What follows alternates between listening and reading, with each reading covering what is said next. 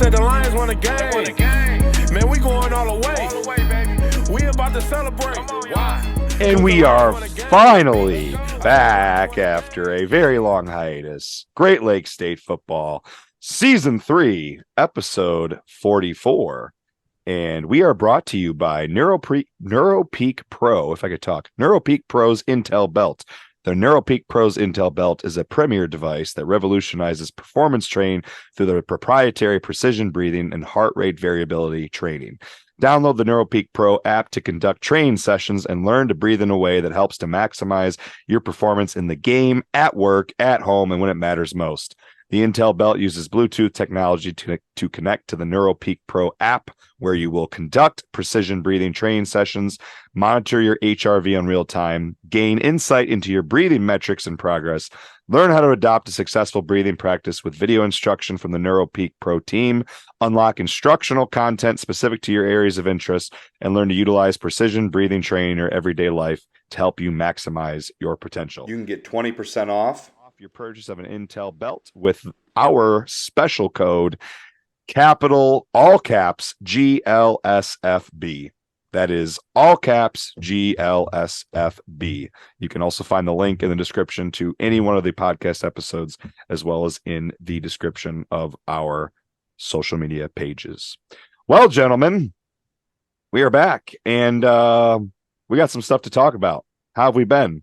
Kory, Brett, and our new addition, Tate. We got to talk about that too. We have gone from a threesome to a foursome. Oh, so yeah, threesome to a foursome here, getting crazy. So Vince, do they have any breathing techniques for podcast intros?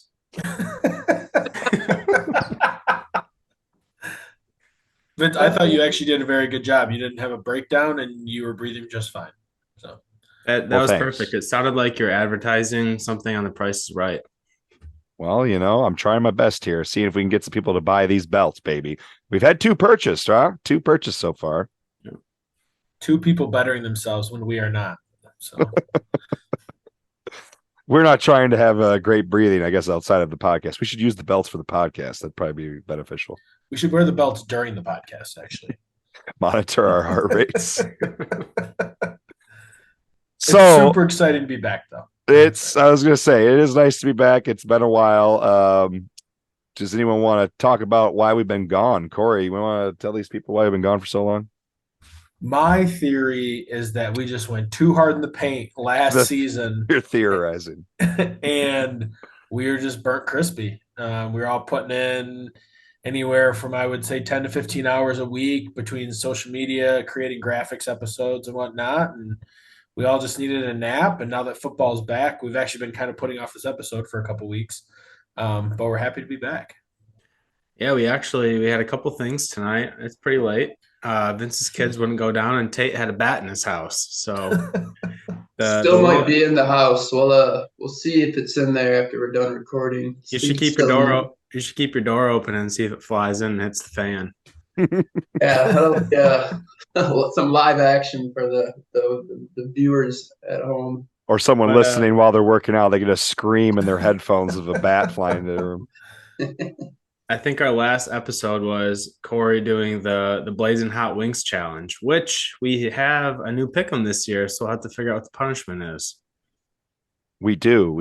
And that's actually kind of what we're getting things started off tonight with our 2023 high school football previewing the season. Obviously, recording this right now on a Tuesday night. This should go live Wednesday, the day before games start. A lot of games being played on Thursday, although there are games being played on Friday and some being played on Saturday as well. But trying to get the preview out at least the day before some of the games first kick off.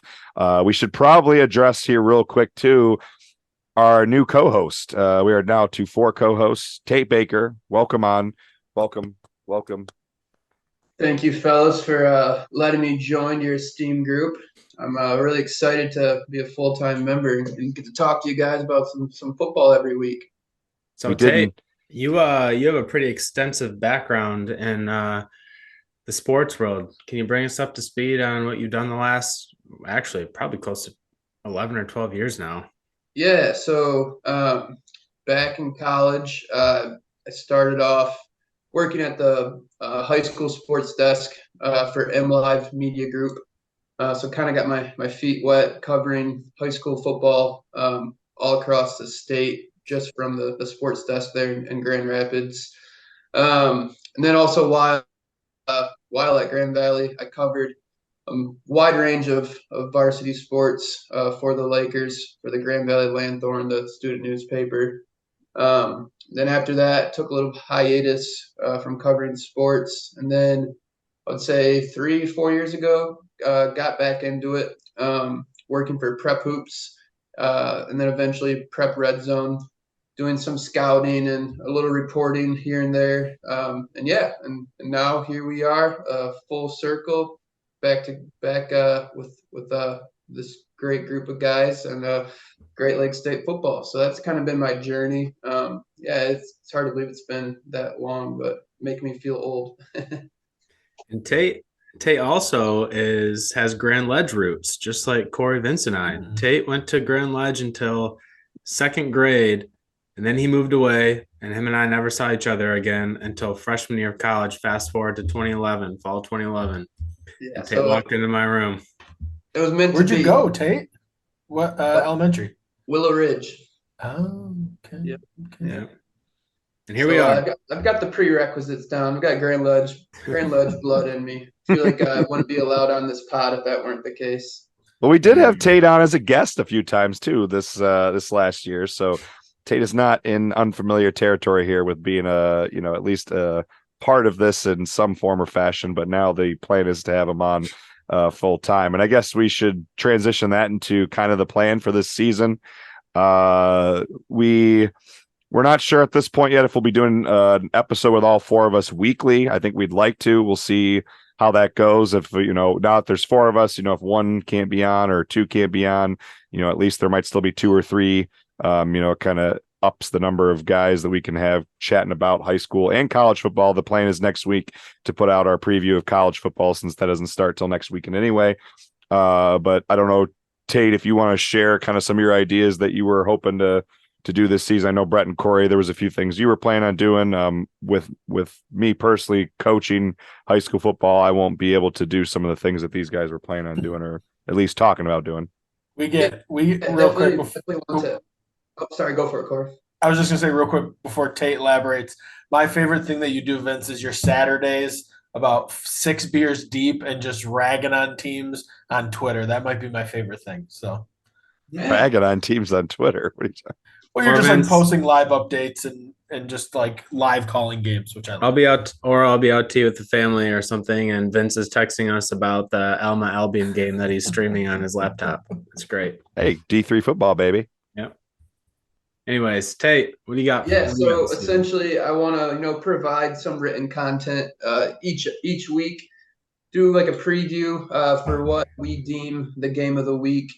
And then you'll be able to find that on all of our social media. And then also I'll be doing, recaps each week with kind of highlighting the top performers from around the area. And maybe we'll kind of expand that to around the state. We'll see how it goes, but definitely around the Grand Rapids area to start. So stay tuned to see where you can find that content at. I know I don't know how much Kory and Brett were planning on doing this, but I think between Kory and Brett and maybe Tate, I know there was some talk of maybe trying to go to some games, and I don't know if they're still planning on recording some footage. We had talked about possibly putting out, if possible, interviews, and whether the interviews with players or coaches are at a game or done over, online. So I know that they had some ideas for some things. We'll see how much of that we're able to do, because we all work full-time jobs and have families and things like that. We're all married and have stuff going on. So if this was a full-time job, definitely be a bit more feasible, but it is currently not. So right now it's just fun passion project. If they bought more Intel belts, this could be a buy more Intel belts, right? Make it a full-time project for us. Anyway, with that, I think we can move into high school football. I never talked about. Sorry, I'm skipping something. Go ahead. Sorry, Brett. Yeah, I'm gonna continue to do the statistics every week across all divisions, not including high school. There's too many stats in high school and too many stats in high school that you can't trust.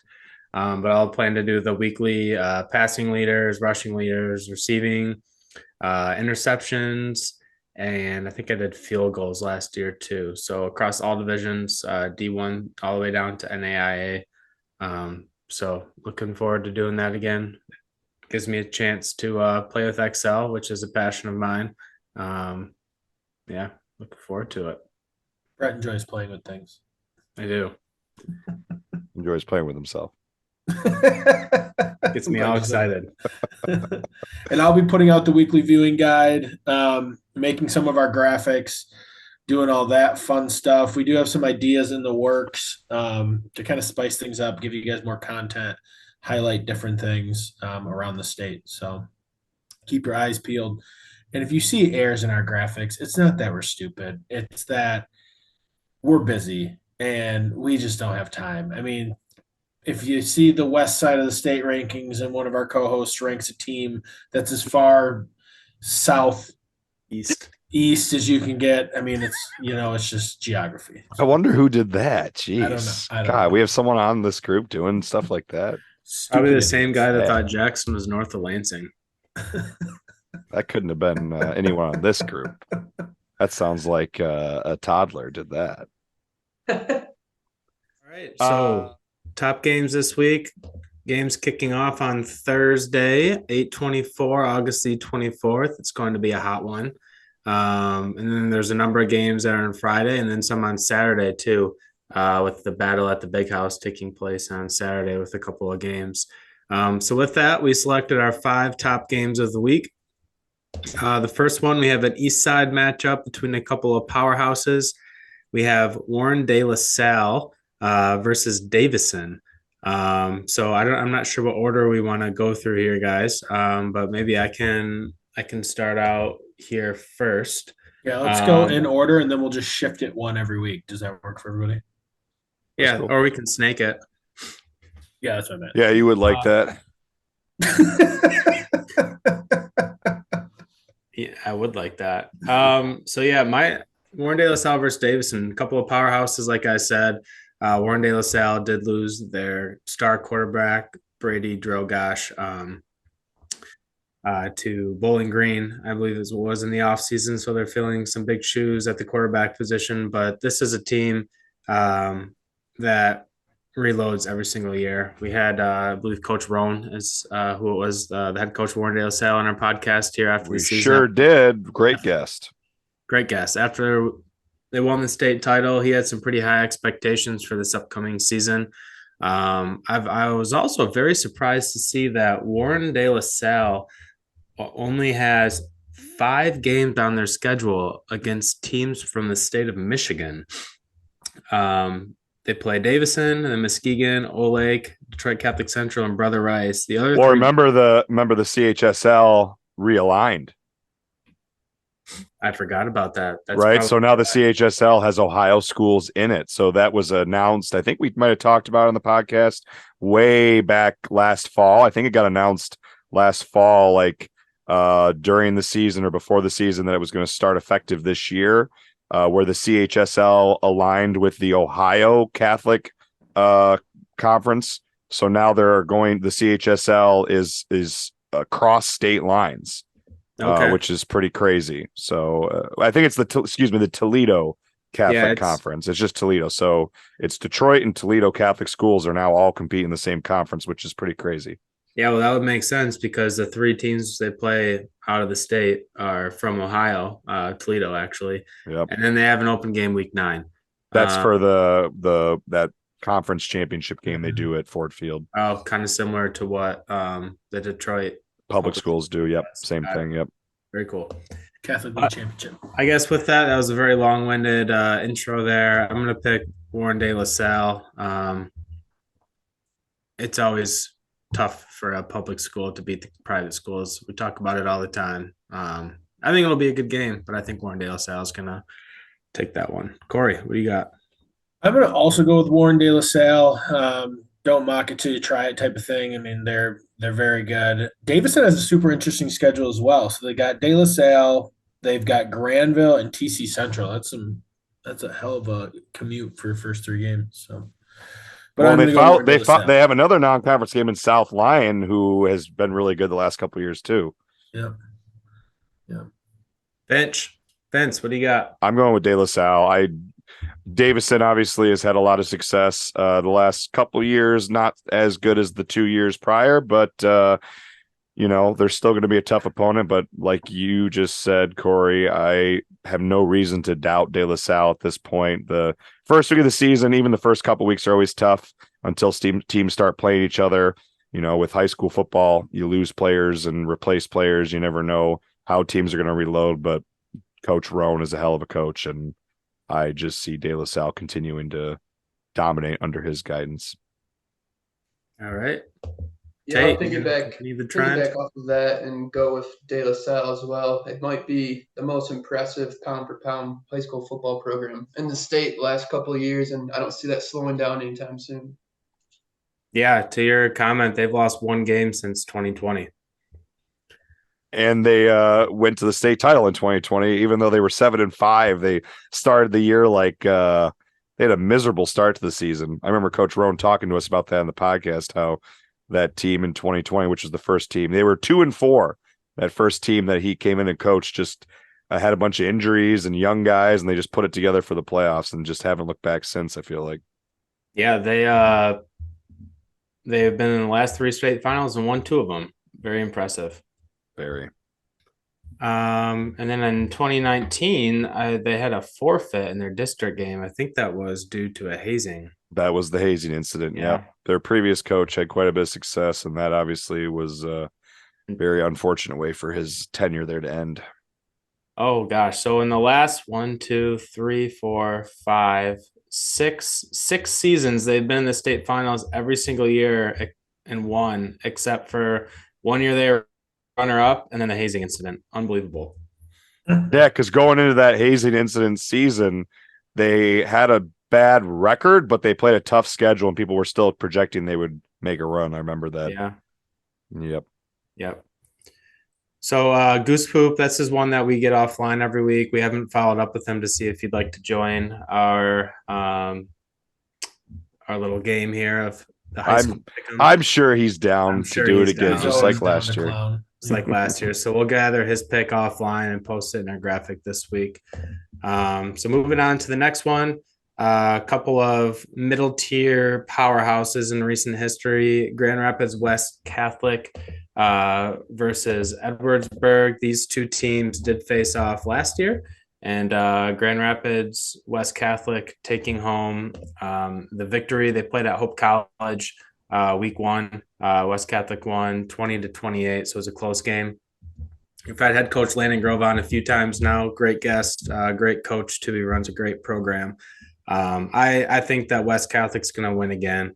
I think that they have. I work with the guy whose son's part of the program. It seems like they're not missing a beat.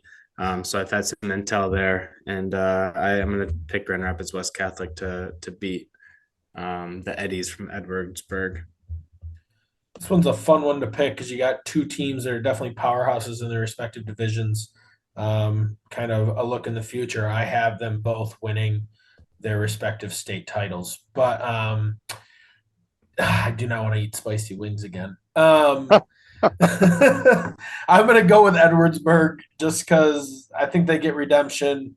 They've built a hell of a program. I think they get it done this year. I think I'm gonna go with Edwardsburg getting some revenge. I remember Coach Grove talking to us on the podcast how they kind of shocked themselves when we talked to him twice last year, before the season and after the season. And I remember him saying they were pretty shocked when they won that game to start the year, that I think they were losing. I think they came back, if I remember correctly, to win that one, maybe at home, if I remember him saying that. It was a home opener, and they weren't sure. They were trying to figure out their pieces and how they were going to be. Edwardsburg, finished the season with a tough loss in the semifinals to South Christian, 6-point loss to a very good South Christian team. I'd have to imagine as much success as Edwardsburg has had, in the last 15 years, that they're going to rally from that loss and be ready to make a run this year at a state title. And I'm sure they'll be looking for some revenge over a West Catholic team that they probably, I think, get at home. I think this game's at Edwardsburg, if I remember correctly. But either way, whether it's home or away, I'm going to pick Edwardsburg. I'm also going to take the Eddies.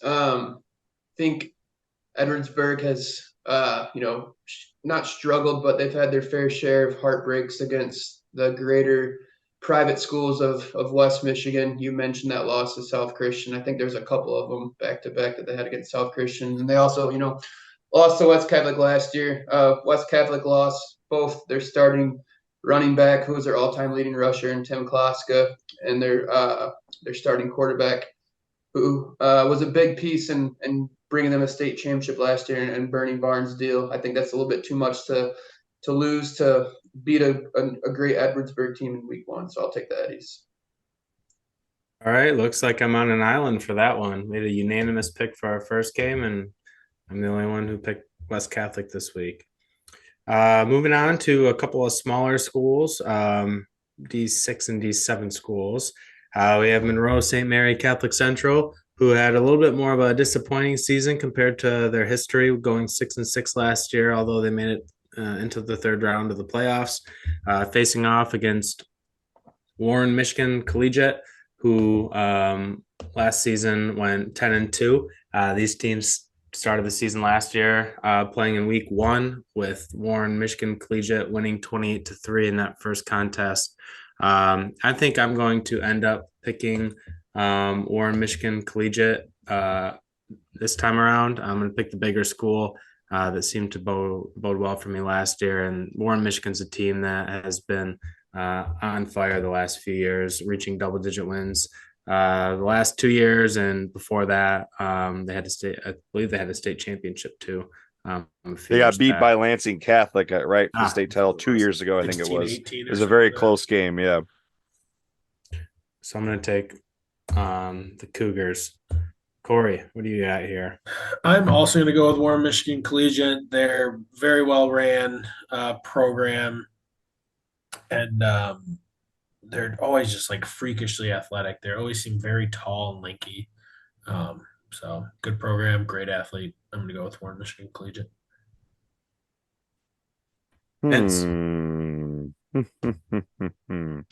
Did the spicy wings start here, Vince? Do you pick against? Well, I have heard some murmurs that I remember seeing somewhere that there were some predictions that Monroe St. Mary Catholic would make a return to form. Obviously, Monroe St. Mary Catholic had a hell of a stretch in the late 90s and early 2000s, all the way up until about the 2014-15 season. They've had one semi-final appearance in the last 10 years, but mostly average to just slightly above average recently. 6-6 last year. Still won their district title, but couple ugly losses. It is tough to pick against Michigan Collegiate, though. I think ultimately, I am going to have to go with Michigan Collegiate. They are one division bigger, D6 against the D7, but I think more Michigan Collegiate has been a little bit more proven as of late for me to pick against them. So yeah, I guess ultimately let's go with Warren Michigan Collegiate here. Hey, I'm also going to join that train and go Warren Michigan Collegiate, mostly because I'm taking them to win the state championship in D6. So if that's going to happen, they're going to start out hot. So let's take them to get that win in week 1. Ooh, a little bit of foreshadowing. I as well picked them to win the state championship for D6. And what I think is probably one of the softer divisions as far as powerhouse teams, with some teams opting up to play D5. But we can chat about that here when we get to that portion of the segment. The next one, we have Belleville versus River Rouge. These teams are two of the teams in the state that hold some of the best top-end talent. Belleville, especially with Bryce Underwood, who's the top quarterback in his class. I think he's 2026 or 25. He's got a number of offers. He's been a huge piece to that team the last couple of years. They also have linebacker Jeremiah Beasley, who's committed to Michigan, top 300 guy, according to 247 Sports. Belleville was a team that's been on an absolute tear since 2017, with the last time they had more than one loss was in 2016. They've won the state championship now 2 years in a row, beating Caledonia last year 35-17. And then River Rouge is also a team that's been good for quite some time. They played in the state final against DeWitt in 2020 in the COVID year, and they were in there as well. In 2019, they beat Muskegon in the state final. So this team is also has some good recent history and of success. They have another top player on their team, Nick Marsh, who at one time was a Michigan commit and is now committed to Michigan State, wide receiver. This one, I'm going to go with Belleville. They're the bigger school. And they have about twice as many kids as River Rouge. They have the returning quarterback who's the best player in his class in the nation. So I'm going to go with Belleville, although I think it's going to be a very good game. A lot of athleticism. Yeah, I'm going to follow suit. I'm going to go Belleville. Bryce Underwood, obviously a dog. And I actually just found this MLive article. He brought in a mysterical 3-star recruit wide receiver just also is going to Belleville now out of the blue. Antoine Thomas, 3-star, first season at Belleville, is a 2025 kid. And he already has an offer from Penn State. So you give Bryce Underwood some tools. I can only imagine what he can do with them. So Mysterical, huh? Is that not a word? I don't think so. It is now.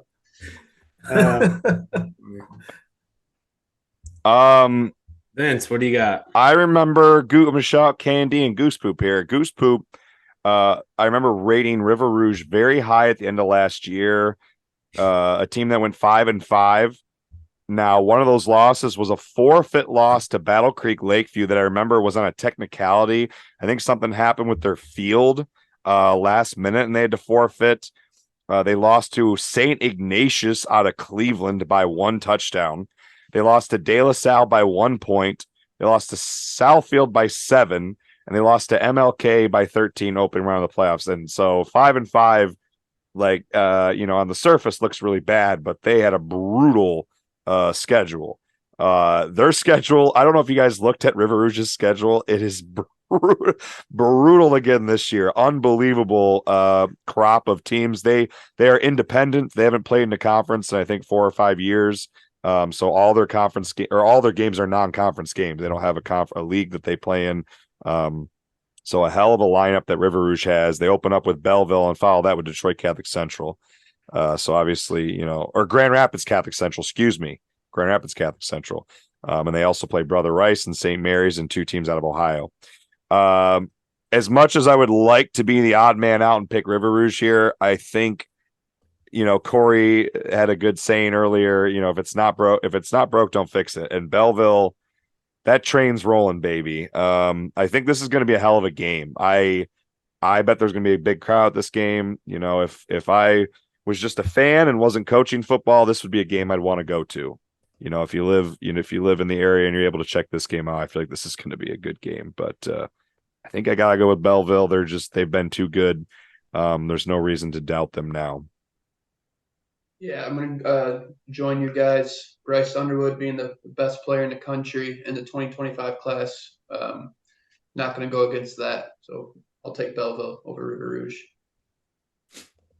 Another unanimous pick. So far, the lean game is going to be the GR West Catholic Edwardsburg. Although I think what? Might be a split on this next one, possibly. Game. Yes, a mysterical game. See what happens with this next mysterical game.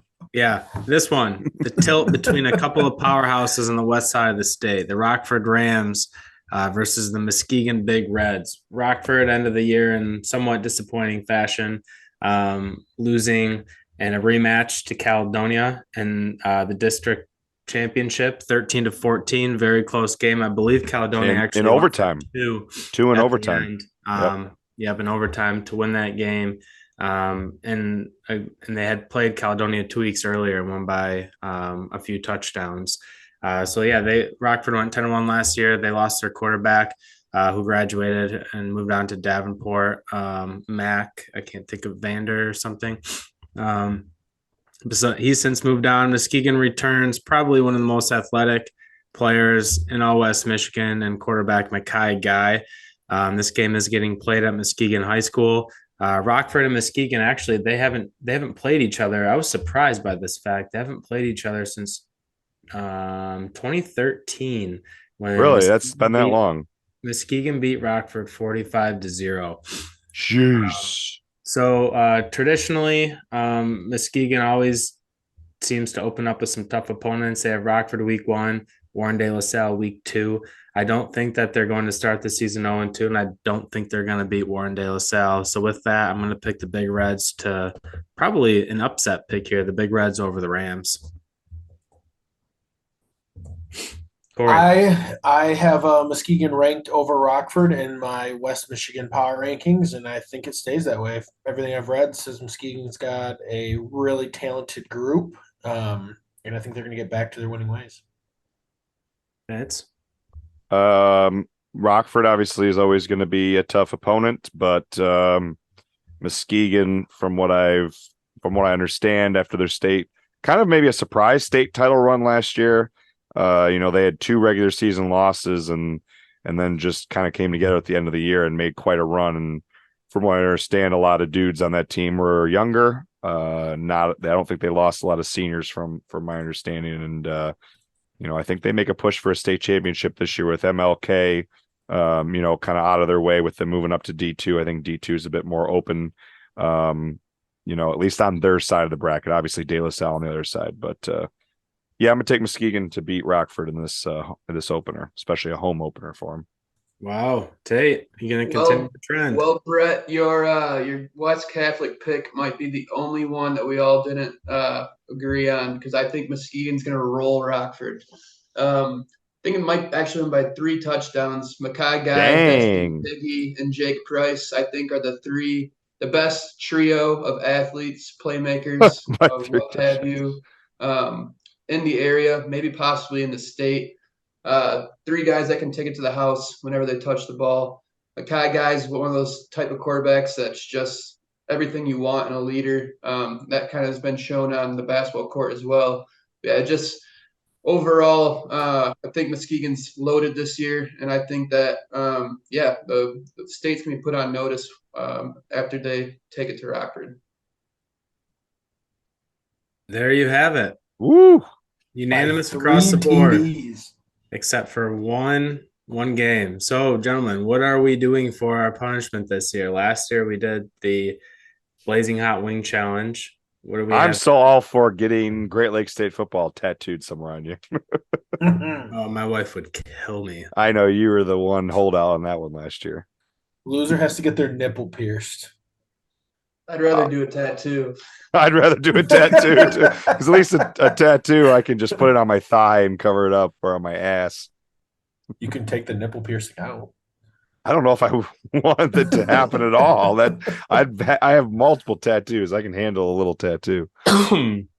Last year we consumed something. What about we have to sing on Instagram Live a song of everyone else's choice, karaoke style? You have to sing Celine Dion on Instagram Live. I think I'd rather get a tattoo. I'd rather get a tattoo too. Well, I guess we're gonna have to figure out here what the plan is. Brett seems to be our one holdout on the tattoo idea, so we might have to come up with something else. You're muted, Kory. Damn it. A beer mile. A beer. Oh, God, a beer mile. Or you have to sign up for a 5K and do a beer 5K. No, beer mile. The beer mile. We got to make it like as low key as possible. I might get fired for that one if I, as a teacher, get recorded doing a beer mile. We just do it at a track. I know, just but incorporate some type of charity, and then they can't fire you for that. We'll figure it out. I think we're gonna have to chat about it a little bit more, but we'll come up with it. We'll have something by the time next week's episode rolls around. So before we get into the state championship picks, I think it'd be interesting to engage our opinions on the change-up that's going on for the state championship this year. Vince, I don't know if you want to chat about that while I'm trying to load this. Yeah, so if we're going to talk about, and our picks for the state championships for 11-man football in the state of Michigan this year, I think Brett's right. I think it is worth noting there is some people might call a significant change happening especially since the state championship games have been played at Ford Field for 20 years, and pretty much the same format. I think it was a 2003 or 2004, one of those years, when they moved from the Dome in Pontiac, the Silver Dome, over to Ford Field. And it's pretty much been Friday, Saturday, unless one of you guys correct me. As far as I remember, it's always been Friday, Saturday, and they split up the odd and the even. Usually the odds go first and the evens go odds Friday, even Saturday. Now this fall, a deal has been made between Michigan State and the owners, Ford, the Ford family over here at Ford Field, to play the Michigan State Penn State game Friday night at Ford Field. Apparently, the reasoning being that has been given is that the finale between Michigan State and Penn State is always so cold and snowy and nasty that they are looking, I guess, to make it more of a. Is that why? That's not why. I know the reason why. Because I have a source. Okay, then you. Oh yeah, your mom works for the MHS. Hey, don't give away our source. Jeez Louise. I think it was more of a Michigan State sucks and no one wants to sit and watch them in the rain and the cold reason. Doc ain't coming in the cold. No. He ain't coming in the warm either. But Vince, you aren't completely wrong. I would say that that Ford Field did honor what the MHSA had, and they had to get release by Michigan State, or Michigan State had to get the release of the MHSA to use the facility that day. And then some financials were exchanged, and it was an offer that they could not refuse. So I think the unfortunate part is that this is pretty shitty for the student athletes. You have, on Sunday now, division 2, 4, 6, 8, those games, especially the 7:00 game that won't get over, kids won't be getting out of the stadium till maybe 11 o'clock at night. And what if, they're coming, especially if it's, a school that's further away, they got school on Monday. It just, it's obviously a financial decision. Of course, it's always about money, but it's just kind of crappy. And for fans, I mean, I normally go to the Saturday games, I'm not going to go to those Sunday games. I'm going to go to the Saturday ones. I would imagine that you guys always make the argument, and I agree with you, that the Ohio State-Michigan game, obviously is a big draw to keep people away from the state final games because they'd rather, go to or watch that game than be at Ford Field. So now you have that game interfering on Saturday, and you have the fact that it's a Sunday. People got to work and go to school the next day. So NFL ongoing. And the Catholic schools can't go to church. Are actually legitimately that, you got a lot of private schools that make those state championship games. You joke, but seriously, that's probably going to upset some people too. I still am in the court where I think that the state of Michigan needs to start their football season a week earlier, and the state championships are the week before Thanksgiving. Like Ohio and Indiana. Yeah, I think that's the best case scenario. The Lions typically, I guess normally they do play on that Sunday, but it's not always a home game. But I think you'd get more people going to that game if it was the weekend before Thanksgiving. It just would work better with people's travel arrangements for the holiday. Selfishly, I think that's what they should do, but they won't do that because the MHSA doesn't do anything that makes sense right now. Yeah, maybe an idea for a punishment will be next year, if they keep this crazy schedule up, you'll have to buy a ticket to the Thursday NFL Lions game, Friday Michigan State Penn State game, and then the two back-to-back days of state finals. So see how long you can last in Ford Field. 4 straight days. Yeah, don't leave the stadium. Don't leave the stadium for 4 straight days. You can leave. You're just not allowed to shower for 4 days. Or you have to buy tickets to the Sunday game and stand outside and try and scalp them all day. See if you can scalp them. 4-day Ford Field extravaganza. Man. Or you just have to scalp a ticket for all 4. Yeah. I would actually really love that, Tate. I think that would be a fantastic weekend. Maybe it'll be like the movie Terminal. You just find a bathroom to hide in and just live in Ford Field. You're shaving in the bathroom. Yeah. It's trying to shower at the sink or something. Gross. That'd be a fun weekend. Man. Do you want to? Yeah, I was gonna say, do we want to add any more here? Otherwise, we can get into the picks for our state champions this year. I think we're ready to do that. I think we are. We got a little preview of Brett's beautiful family there with the screen share. Yeah, it's an old one. That was about 14 teeth for my daughter and about 7 pounds ago for me. Yeah, so again, similar to the weekly picks, there's fairly unanimous picks across the board, rightfully so. Division One, everybody picked Belleville. I don't think there needs to be anything more said there. Division Two, both of these schools in Muskegon, Warren De La Salle, we've discussed already. That will be a hell of a game if that ends up being the D2 state title, De La Salle and Muskegon. It will be. Yeah, I don't think I would pick Warren De La Salle in the state championship because I think they've been there too often, and history tends to say otherwise. So that would be my only reason for not picking Warren De La Salle. But yeah, if I had a gun to my head, I'd probably pick Muskegon Warren De La Salle in the state title, assuming that they're on opposite sides of the bracket. Division 3, Brett, Kory, and Vince all picked DeWitt, playing some homage to our Lansing area where we all grew up, and Tate playing homage to the Grand Rapids area where he finished the end part of his youth with picking Forest Hill Central. I guess for me, for the reason for picking DeWitt, we haven't talked about DeWitt yet. They have a pair of twins, quarterback and wide receiver. I believe they're juniors this year. The Larner twins.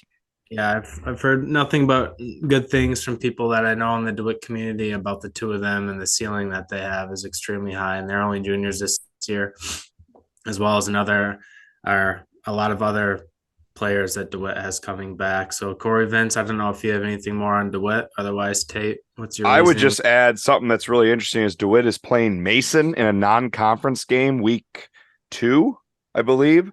And Mason has been to the semifinals in D3 the last 2 years and has not had to play DeWitt.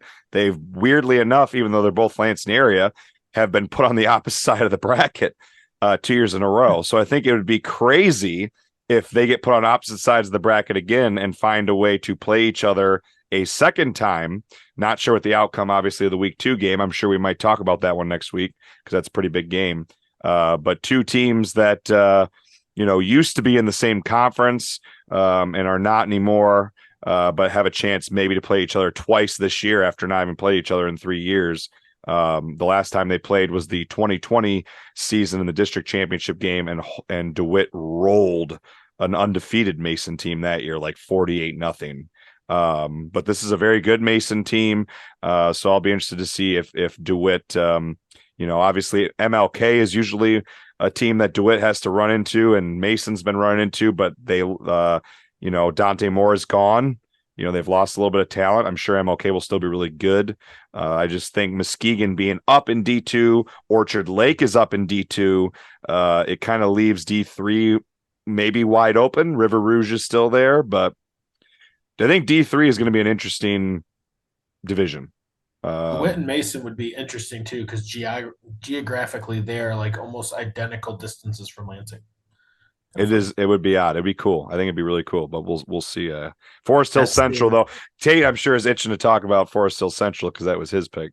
Yeah, I took the Rangers. I've been kind of following Tim Rogers' program pretty closely the last couple of years, and it took them, I would say, I think it was either 2 or 3 years in a row where they would lose to Mona Shores in the playoffs each year, but they would give them a game each year, and they finally got over that hump.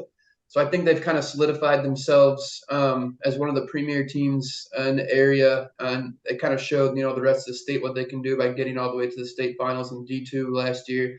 With them being bumped down to D3 this year, I think with the talent they have coming back, led by Ty Hudkins, one of the best two-way players in the state, the Northwestern commit. I think everything's kind of lining up for them to make another deep run. And I think that they have just a lot of motivation coming off of how things ended against, one of the best programs in the country in De La Salle. Yeah, it'll be an interesting division to watch with a few of those D3 schools being bumped up to D2 and then a couple D2 schools bumped down to D3. So some different competition there in the D3 playoffs. Brett, if you want to continue on there. Yeah, so D4, Kory and I picked Edwardsburg. Vince picked Hudsonville Unity Christian, and Tate had a last-second change to Whitehall. I guess for myself, the logic was Edwardsburg's been in the semifinals the last 3 years. I have Edwardsburg losing to my D5 champ, GR West Catholic, in week 1. So I think that Edwardsburg is still one of the top teams in Division 2. I would expect him to go to the semifinals at minimum, but I think they're probably the most logical pick for D4 from my perspective. Finally break down the door. I just went Unity Christian. Just they've had so much success in recent years. Obviously, 2 years ago, heartbreak in one of the craziest state final games I think I've ever seen, where Chelsea came storming back from down, I think 4 scores in the first half to take down a dominant Unity Christian team.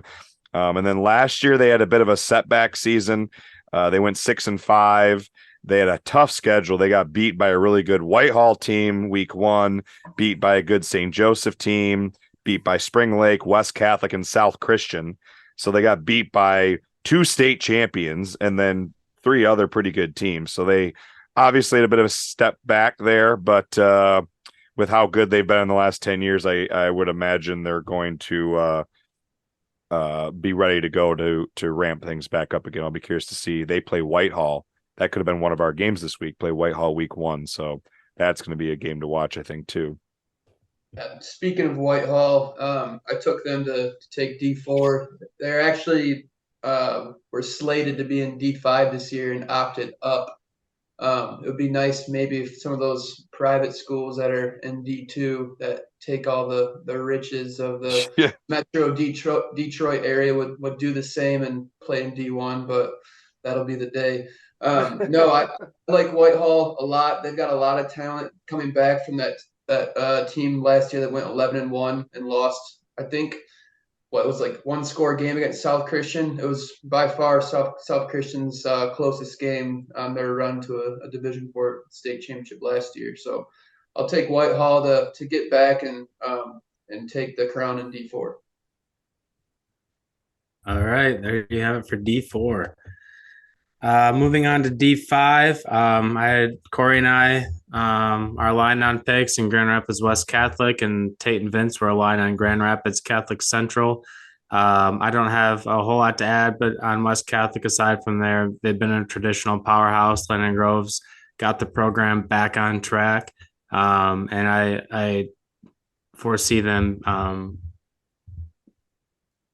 being the state champs again for D5. Sorry, I was looking. I'm pretty sure that they're up a division. Yeah, I was gonna say they were D6 last year. I thought they were opting up a division, and I thought the reason why they had opted up the division, just a lazy take, was so they didn't have to face Grand Rapids Catholic Central. But it looks like they're opting up a division to play in that. They did not opt up. According to the MHSAA website, they are classified by the MHSAA as Division 5. Their enrollment went up this year. So they did not opt up. Did not opt up. Yeah. So they are classified. They are the 4th smallest team, it looks like, in Division 5. So they barely squeaked into Division 5. Okay. Yeah, that's my pick, Kory. I don't know if you have much else to add there. Otherwise, I'd like to understand the Catholic Central pick. I would just say with Coach Grove coming in last year, being his first season and winning a state title, where he really had to get his ducks in a row last minute. I mean, if I remember right, he came in, it was after January. So he really didn't have – what'd you say? I think it was February. Yeah. So To get your ducks in a row that fast, though, and get a team on track to win a state title, I know he lost some talent. I believe his quarterback went to Air Force, correct, or his running back, one of the two. But I think they'll run it back. It'll be a hell of a game in the semis. I'm assuming West Catholic and Catholic Central would line up in the semis. So He did tell us in our postseason interview with him that there was no greater high than winning a state championship, and he wanted it. He wanted it as soon as it was over. He wanted it again. All right, Beej, last two divisions here. Hold on, one quick note on that Catholic Central West Catholic potential matchup in the playoffs. Just a little tidbit here. In 2006, are we still live? Oh, here we go. Sorry, lost you guys for a Brett. second. Yeah, you're good. Hopefully Brett comes. In 2006, two West Side schools actually played each other in the Division IV state championship in Zeeland West and Coopersville. So it's not out of the realm of possibility for two West Side teams to face off in a state championship. That is crazy that the bracket would have fallen that way. That's just wild how they split that up.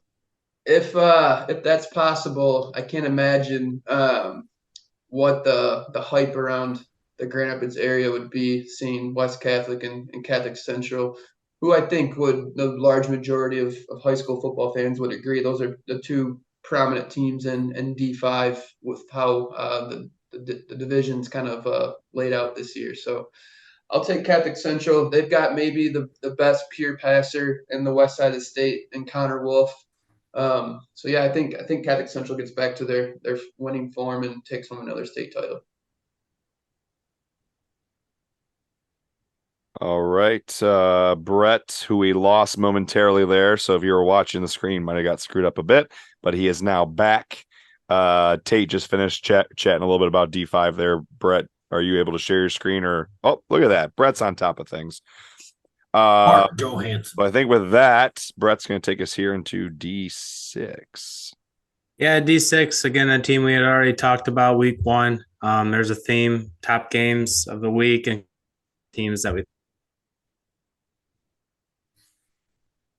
think will win the state championship this year.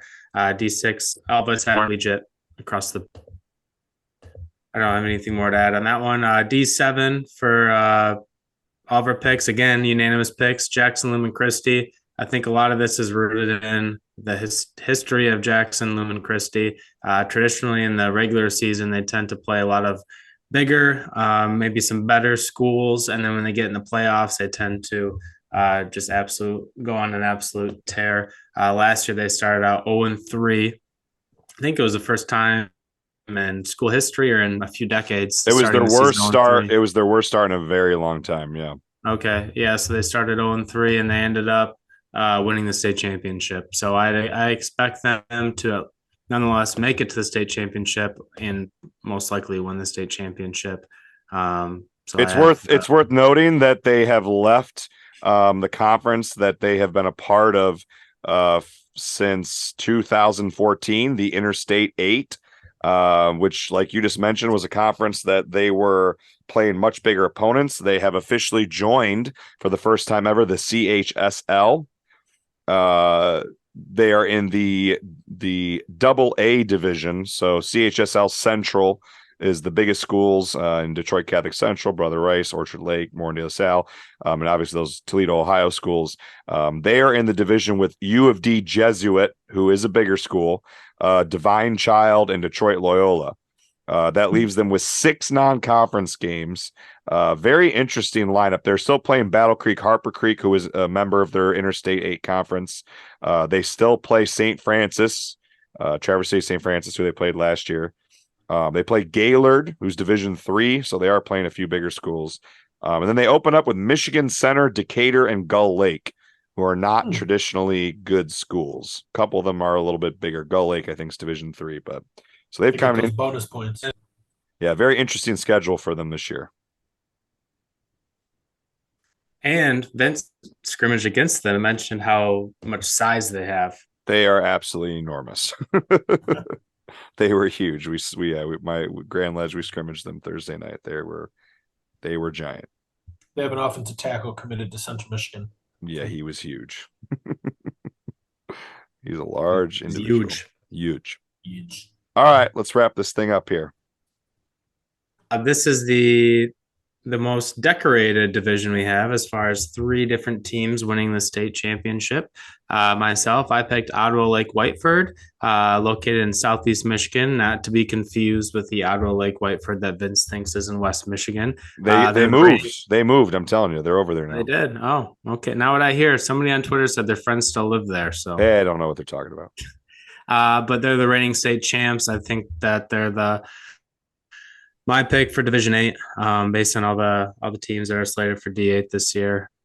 Kory with Ubley. Yeah, I think Ubley continues their dominant ways. On top of that, they've been very successful, but they have a really cool name, Ubley. Ubley. So now I think they continue to do their thing. Bearcats. D8 might be one of the sneakiest in terms of competition in high competition divisions this year. Fowler is slated to be really good again.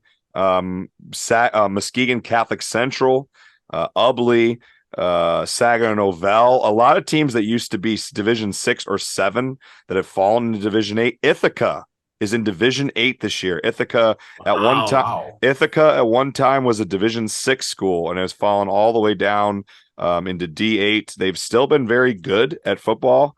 Not quite as much success as they had at the early 2010s, that 7 or 8 year stretch of dominance.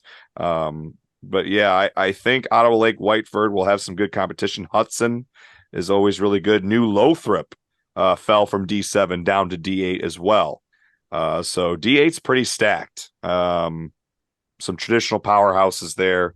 I think it's going to be an interesting division, but hard to go against the defending state champs who are also undefeated. And Tate, Muskegon Catholic Central. Yeah, my D8 knowledge isn't as fine-tuned as the rest of the divisions we've talked about. I kind of just went off of just a strong program here on the west side. They've had a winning season each of the last 5 years, it looks like. They've been kind of building towards something greater than just a regional or district. So I think this might be the year that they take it to Fort Field and come home with a state championship in D8. Interesting to note that Muskegon Catholic Central's enrollment is the same this year as it was last year, but they opted up to D6 last year. So I'm wondering if they just felt they'd be more competitive in a smaller division. So I think interesting that they're going from D6 to D8, and their enrollment is exactly the same. So interesting. Well, there you have it. Those are our picks for D1 through D8 state title this year. Last year we did pretty good. I don't have the results off the cuff right now, but I think each of us picked at least 2 or 3 of the champs right. So if your name's on this list, you were picked by the experts here at Great Lakes State Football, and you have about a 30% chance that you'll be the state champs this year.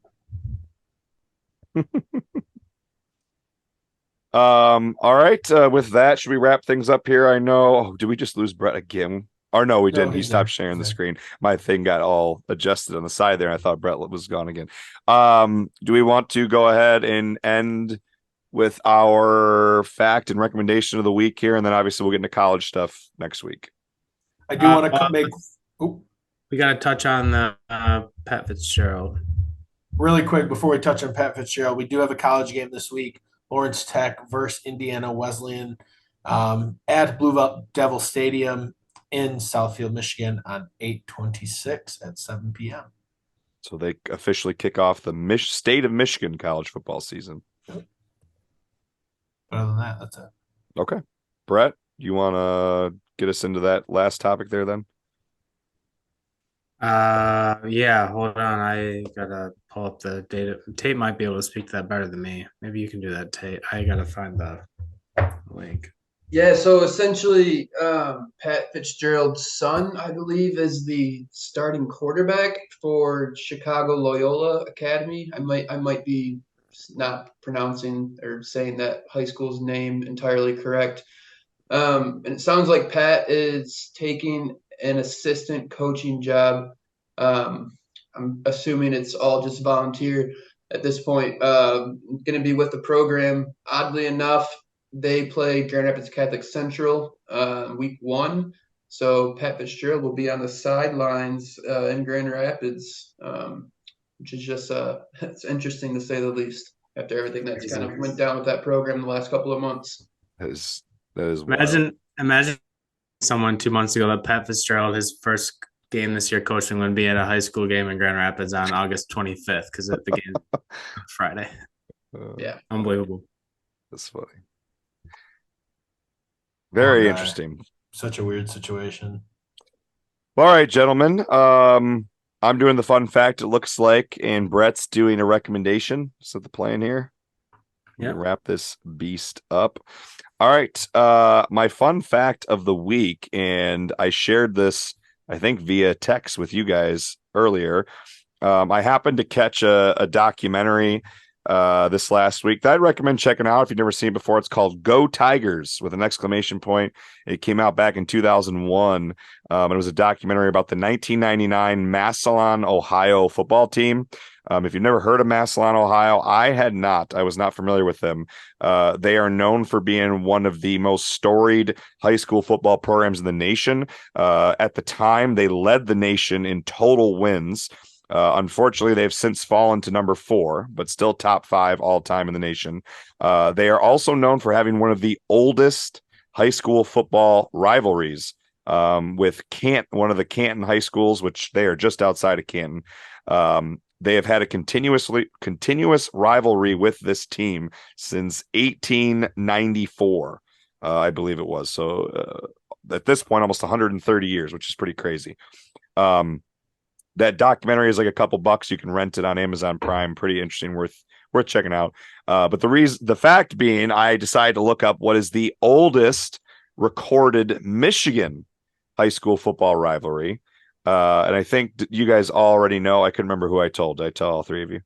Tate knows too. Okay, so there's no guessing here. So the interesting fact is the oldest high school football rivalry in the state of Michigan is actually between a state of Michigan school and a Wisconsin school, and is between Menominee and Marinette High School right across the bridge. Apparently they are less than a mile apart over the water from each other, and have played since 1894, 129 years, and they still play. They are playing, I think it's week 1 or 2 this year. So they have hardly missed a year in 129 seasons. Menominee currently leads the all-time rivalry at 51, 50, and 7. So they have played 118 times, which means there were some years in that stretch where they did not play each other. I think COVID, maybe they didn't play each other. There's been some stretches, but the oldest rivalry between 2 Michigan high school teams started a few years later, in 1896, and there's 2 of them that started the same year. One of them is not played anymore because of the school's enrollments, and that is Adrian High School and Monroe High School started playing each other in 1896. They no longer play because Adrian, who used to have well over 1,000 students and be a Class A school, is now down to about 400 kids, and Monroe is still a Division I Class A school, so they don't play anymore. The other rivalry that started that year and still is played to this day, they play every year, is Plainwell High School and Otsego High School. Also started playing in 1896. Plainwell dominates that rivalry. They lead 44-6. So there's your fun fact of the day. Yeah, more like a history lesson. Thanks, Vince. You're welcome. You're so very welcome. All right, and I have my recommendation of the week. My recommendation of the week is more of a mainstream recommendation. A lot of friends from my past have joked about my music interest is very mainstream, and so is my viewing interest. So I'm going to recommend the Johnny Manziel Untold Stories. That was fantastic. It was really interesting to hear the backside of Johnny Manziel's story and some of the lies that were made up that I thought were actually true about him. The lies that were made up to cover up some of the things that he was doing in the background. It's also really interesting to see what effect that money has on adolescent kids. I mean, Johnny was 19 years old and he won the and how that really, I think that really shaped how the rest of his life is with decisions he had at that time, for better or for worse. But it's on Netflix. Highly recommend it. I know Netflix has a couple other big Untold series coming out. Another one with the Swamp Kings with the Florida Gators, coached under Urban Meyer. I haven't had a chance to watch It that just yet. came out, right? Today. Yeah, I think it just came out today. Okay. Yeah. We got a text from another friend of ours who's an avid football fan. But yeah, that's my recommendation of the week. My one criticism with it is I wish it was longer. I wanted more. Same. I wanted it to be. I wish it was like a mini, like that story was like its own mini series, like a couple episodes. They felt like there seemed They to be could have done at least more. 3 episodes with that. I felt like there's so Yeah. much content. Yeah. I felt like Read the Athletic article. they went through it fast. I felt like it was They just skimped so out on fast. the NFL portion. Yeah, It I did, feel like and the it NFL also committee- like it showed his last college game being a home game, but they still had an away game after that, and then a bowl game, and it just like made it seem like the season ended. I think it was against like Mississippi State or something at home. yeah. It felt like it could have been like a feature-length film documentary, like 2 hours, or at the very least, or even 3 or 4 episodes of a miniseries. But I enjoyed what I saw. I was like, I want more. Like I felt like there could have been more to talk. Give me more. I loved how honest he was too. It was interesting hearing him talk very openly and honestly about how much of a shithead he was. He was an icon at the time. I mean, with like his sayings, "Win or lose, we still booze." I don't know if that came from Johnny Manziel or Blue Mountain State, but I've For heard Hillsdale College. I heard it there once. I know at GV, Tate and I were getting wet Lakers. That's right. All right, gentlemen, we'll go ahead and wrap this one up then. This is our first episode of the third season. Great Lakes State football, man. Can't believe we're starting season 3 here. After a long hiatus, we're back. 2023 Michigan high school football preview. We'll be back next week with our State of Michigan college football preview. Do have one game, as Kory mentioned, this week, kicking it off with Lawrence Tech, NAIA school here in Michigan. Otherwise, we'll get started with the rest of the next week. Thank you for listening. As we mentioned at the beginning of the episode, we are brought to you by NeuroPeak Pro and their Intel belt. Please, if you're interested in checking that out, click on the link in our description or use the code GLSFB at checkout to get a discount. Check us out on Twitter, GLSFBall, Great Lakes State Football on Instagram, Great Lakes State Football on YouTube. Give us a follow, subscribe, download us, Apple, Spotify, all your favorite podcast stores. Great Lakes State Football, Vince, Kory, Brett, Tate, 2023 Michigan High School Football. We're out of here. We'll see you in Holland on Thursday. Go Comets.